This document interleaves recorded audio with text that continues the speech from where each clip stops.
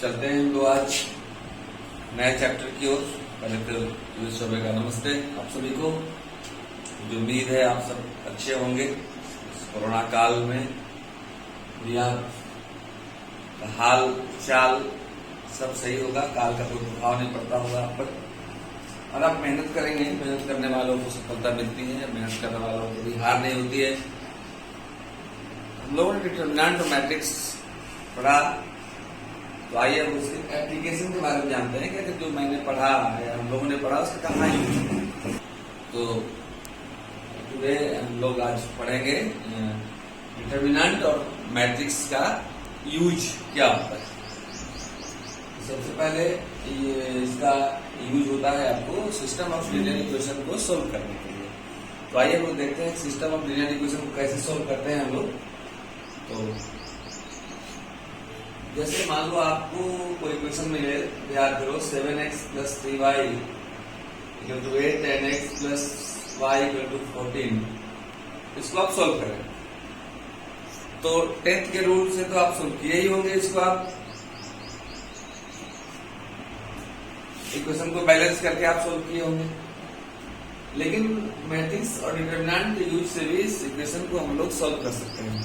कैसे सोल्व करेंगे आइए हम दिखाते हैं आपको।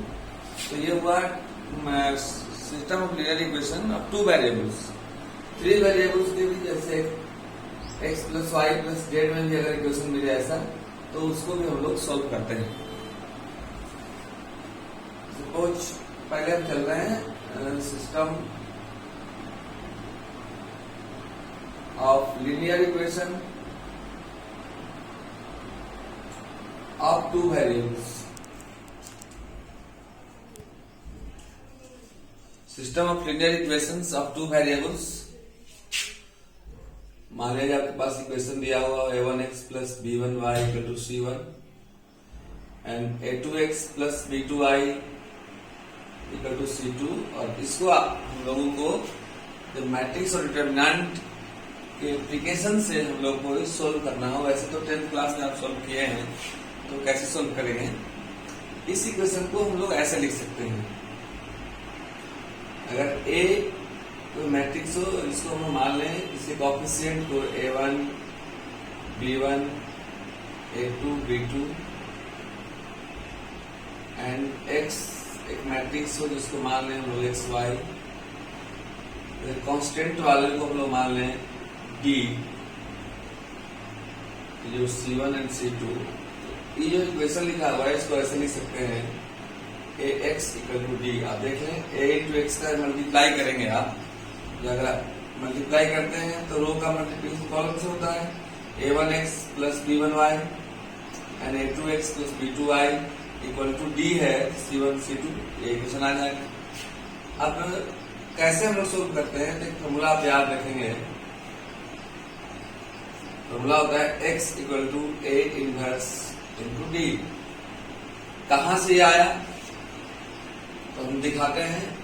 किसी भी सिस्टम ऑफ लीनियर इक्वेशन या तो 2 वेरिएबल्स का हो या 3 वेरिएबल्स का हो। अगर 2 वेरिएबल्स का हो तो उसमें xy का वैल्यू फाइंड करने के लिए बोलता है। अगर 3 वेरिएबल्स का हो तो xy z का वैल्यू फाइंड करने के लिए बोलता है। अगर तो xy का वैल्यू फाइंड करना हो तो भी इसी फॉर्मूला का यूज करते हैं, x = a इनवर्स d। अगर xy z का भी वैल्यू फाइंड करना हो तो भी हम लोग इसी का यूज करते हैं, x = a इनवर्स d। लेकिन ये आता कहां से, आइए हम दिखाते हैं। ये तो समझ गए आप। इस इक्वेशन को हम इस फॉर्म में लिख सकते हैं a × x करोगे आप तो इसका इसके साथ मल्टीप्लाई करोगे तो a1x + b1y = d है, d में c1, और a2x + b2y = c2 हो जाएगा। दोनों तरफ हम लोग a इनवर्स से मल्टीप्लाई करते हैं इसको प्रूव करने के लिए। कहां से आया है तो a inverse × a × x = a inverse × d। कुछ नहीं किए हैं, इस इक्वेशन में दोनों तरफ हम a इनवर्स से मल्टीप्लाई कर दिए। और आप जानते हैं मैंने अभी बताया था इसके पीछे वाले वीडियो में a × a इनवर्स = I होता है। ये I हुआ आपका, I × x = a inverse × d। और I से किसी भी मैट्रिक्स मल्टीप्लाई करने से कोई इफेक्ट नहीं पड़ता है। I × x = x = a inverse × d। Required formula, इस फार्मूला का बहुत इस्तेमाल होगा, या इसी फार्मूला के इस्तेमाल से हम लोग लीनियर इक्वेशन को सोल्व करेंगे। तो आप इसको नोट करें, ये हुआ system of linear equation of two variables. ये 3 वेरिएबल्स मिले तो क्या करेंगे, या तो इसको आप नोट करें या तो स्क्रीनशॉट ले लें। And after that now the system of linear equation of 3 variables, very very important for your 12th board examination। 12th board examination में प्रत्येक वर्ष इससे 5 मार्क्स और 6 मार्क्स का क्वेश्चन जरूर आता है। आप देखेंगे कैसे सोल्व करते हैं इसको। सेम फॉर्मूला का इस्तेमाल करते हैं जो मैंने अभी किया था। इसमें x, y और z की कोएफिशिएंट से बने हुए मैट्रिक्स को हम लोग कैपिटल S मानते हैं। A1 B1 C1, A1 B1 C1, A2 B2 C2, A3 B3 C3।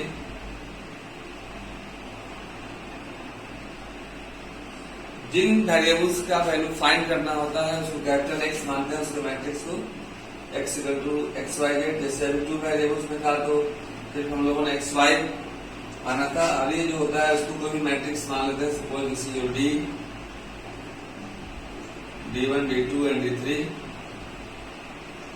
और इसमें भी वही, इस इक्वेशन को ऐसे लिख सकते हैं x equal to B that imply x equal to D है, sorry, so x equal to A inverse D। अब ये तो होगा इक्वेशन सोल्व करने का तरीका। अब इसमें होता है कोई भी सिस्टम ऑफ इक्वेशन कंसिस्टेंट कब होता है और इनकंसिस्टेंट कब होता है।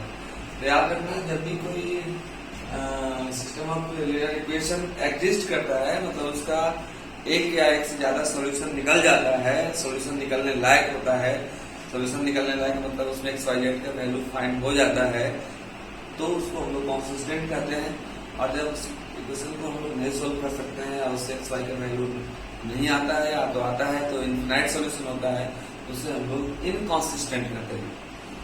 तो कोई भी सिस्टम ऑफ इक्वेशन कंसिस्टेंट कब होता है और इनकंसिस्टेंट कब होता है उसको मैं बताने जा रहा हूँ। पहले इसको नोट करें या तो आप स्क्रीनशॉट ले लें।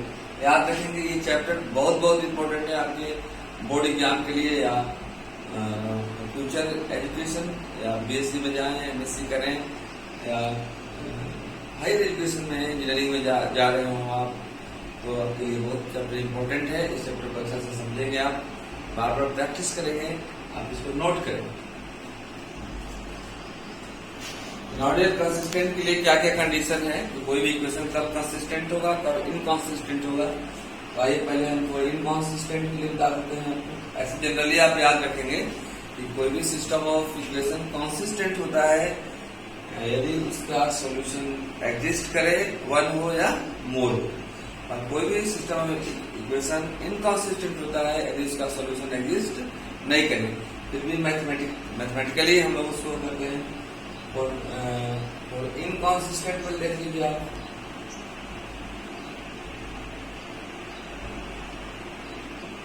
If determinant of A equal to 0, determinant of A क्या है, ये जो A आपका है, ये डिटरमिनेंट ऑफ A, इसका डिटरमिनेंट निकालें तो 0 आ जाए, बट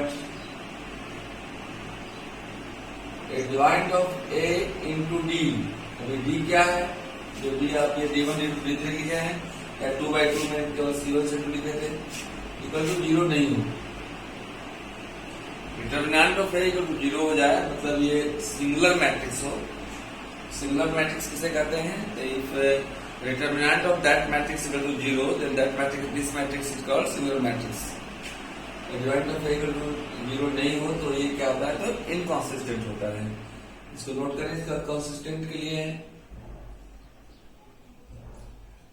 और consistent determinant of A equal to 0 हो और adjoint of A into D भी 0 हो जाए, मतलब दोनों 0 आ जाए, तो system of equation either consistent होता है और इनकंसिस्टेंट होता है।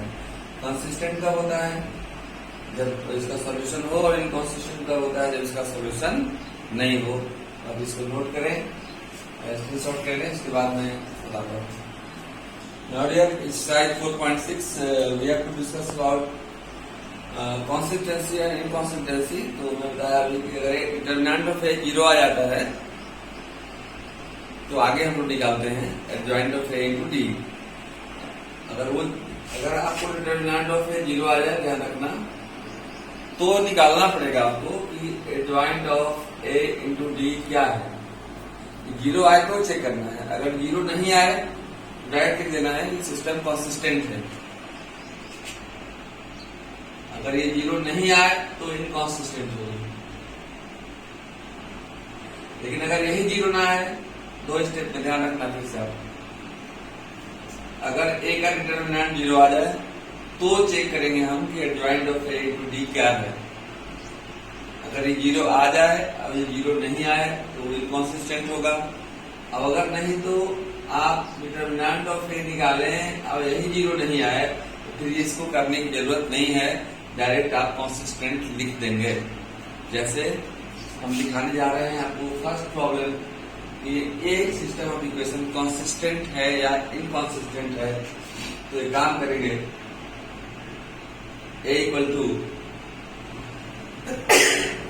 1 2 2 3 और आप इसका डिटर्मिनेंट निकालें। Simple determinant of A is your this into this, 3 into 1 3 minus 2 into 2 is your 4 and 3 minus 4 is your -1। और -1 तो जीरो नहीं है, यानी determinant of A equal to not zero. ये जीरो नहीं है, जब जीरो नहीं है डायरेक्ट कंसिस्टेंट लिखेंगे, उसके आगे जाने की जरूरत नहीं है। आगे तब जाएंगे जब डिटर्मिनेंट ऑफ ए जीरो आ जाए तो देखेंगे कि ये जीरो है या नहीं है। अगर ये जीरो है और जीरो नहीं है तो सिस्टम ऑफ इक्वेशन इनकॉन्सिस्टेंट होगा। This equal to not zero, so system of equation is consistent।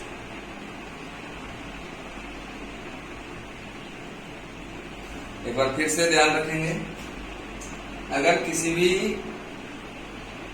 System of equation का जो आप ये निकालते हो कोएफिशिएंट 1 2 2 3, इसका डिटर्मिनेंट जीरो आ जाए तो निकालना है adjoint of A into D Q क्या है।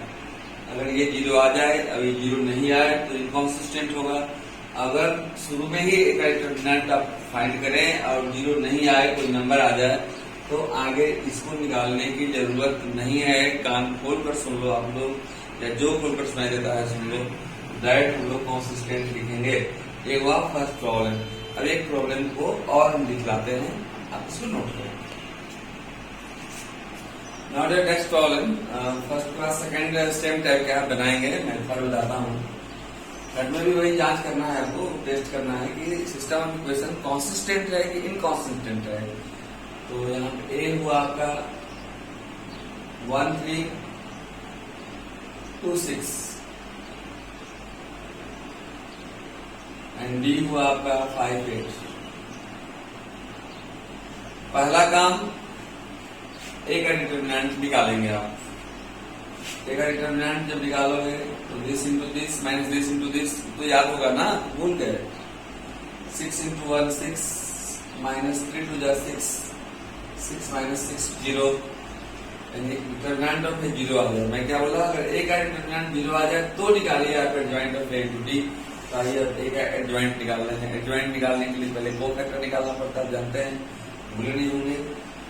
पूरे डिटर्मिनेंट, इस पूरे चैप्टर से वही शुरुआत हुआ है। मैट्रिक्स, डिटर्मिनेंट, उसके बाद यूज ऑफ डिटर्मिनेंट, फिर कोफैक्टर एंड माइनर कोफैक्टर्स। पूरा वीडियो को 2-3 बार यदि आप देखेंगे, देखने से कुछ याद होता है, कुछ सुनने से याद होता है, कुछ लिखने से याद होता है, और कुछ सोचने से याद होता है। जब भी आप रात में सोते हो, सोने के 10 मिनट का टाइम आप उन चीजों पे दीजिए जो आपने दिन भर पढ़ाई किया है, और सुबह उठने के बाद 10 मिनट आप कभी अपने लिए वक्त निकालो और सोचो कि मैंने रात में क्या पढ़ाई किया था। जब पढ़ाई को आप अपने सोच में शामिल करोगे, उसी दिन से आपको पढ़ाई याद होने लगेगी। तो देखिएगा, ये आ गया। आप निकालेंगे एडजॉइंट। एडजॉइंट के कोफैक्टर निकालते हैं। Let B equal to cofactor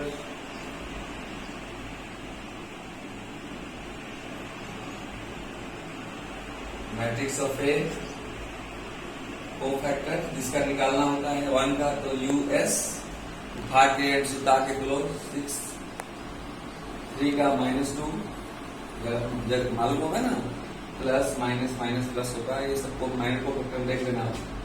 2 का -3 एंड 6 का 1। सो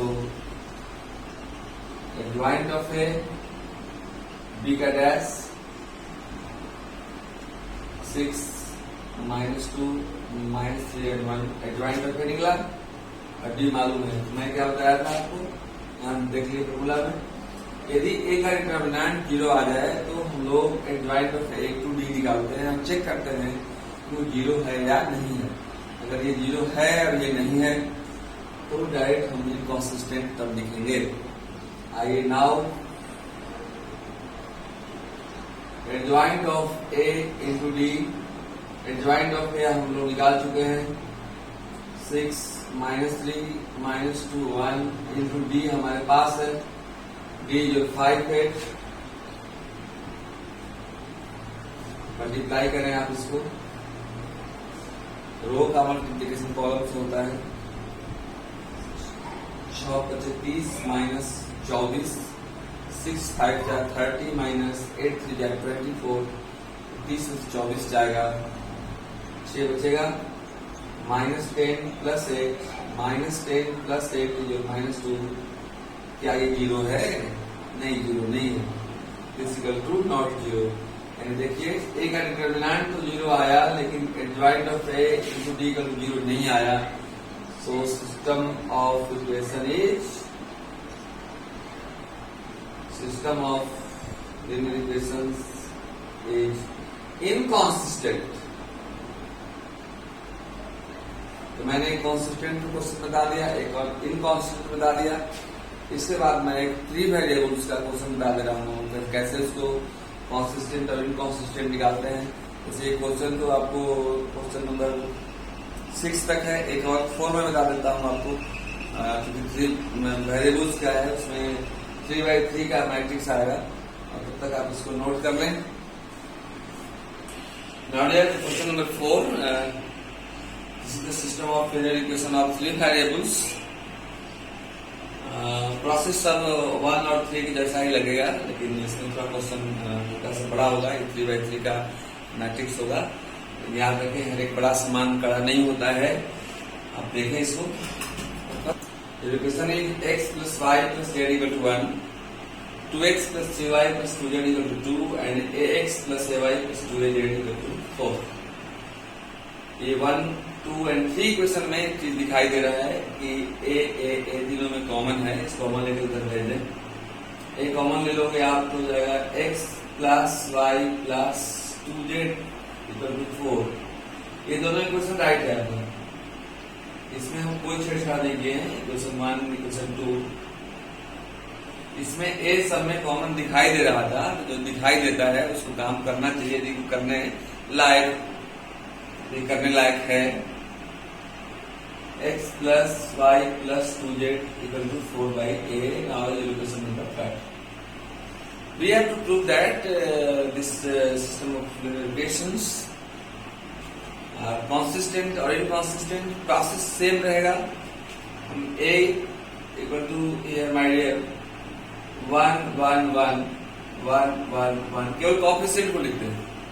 2 3 2 2 3 2 and 1 1 2 and D your 1 2 and 4/8। क्या करेंगे? अभी मैंने बताया था कि पहला काम डिटर्मिनेंट निकालें। अगर ए का डिटर्मिनेंट 0 आ जाए, ए का डिटर्मिनेंट 0 आ जाए मतलब तो सिंगल मैट्रिक्स कहते हैं। अगर वह सिंगल मैट्रिक्स यदि हो जाए, फर्स्ट में इफ डिटर्मिनेंट ऑफ ए = 0 आ जाए तो हम लोग प्रोसीड करते हैं और देखते हैं कि adjoint of A into D 0 है या नहीं है। अगर ये 0 आ जाए और 0 नहीं आए तो इनकॉन्सिस्टेंट होता है, और ये 0 नहीं आए डायरेक्ट कॉन्सिस्टेंट हो जाता है। यानी इफ ये इनकॉन्सिस्टेंट, याद रखना, अगर डिटर्मिनेंट ऑफ ए निकालो 0 नहीं आया मतलब कोई नंबर आ जाए डायरेक्ट हम लोग लिखते हैं कि the system of linear equation is consistent. तो आइए एट फर्स्ट हम लोग डिटरमिनेंट ऑफ ए निकाला जाए। डिटरमिनेंट ऑफ ए निकालने मैंने बताया आपको one common this and this, vertical and horizontal को क्लोज करते हैं या मेरा नाम याद रखते हैं USC।